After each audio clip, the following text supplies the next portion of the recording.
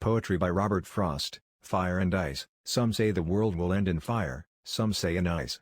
From what I've tasted of desire I hold with those who favor fire. But if it had to perish twice, I think I know enough of hate to know that for destruction ice is also great, and would suffice. Poetry by Robert Frost. Design. I found a dimpled spider, fat and white, on a white heel all, holding up a moth like a white piece of rigid satin cloth, assorted characters of death and blight mixed ready to begin the morning rite, like the ingredients of a witch's broth, a snowdrop spider, a flower like froth, and dead wings carried like a paper kite. What had that flower to do with being white, the wayside blue and innocent heel all? What brought the kindred spider to that height, then steered the white moth thither in the night? What but design of darkness to appall? If design govern in a thing so small. Poetry by Robert Frost. Goodbye and keep cold. This saying goodbye on the edge of the dark and cold to an orchard so young in the bark reminds me of all that can happen to harm an orchard away at the end of the farm all winter, cut off by a hill from the house.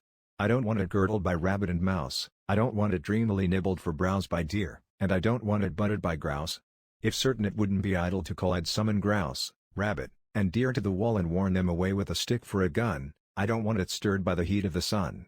We made it secure against being, I hope, by setting it out on a northerly slope. No orchard's the worse for the wintriest storm, but one thing about it, it mustn't get warm.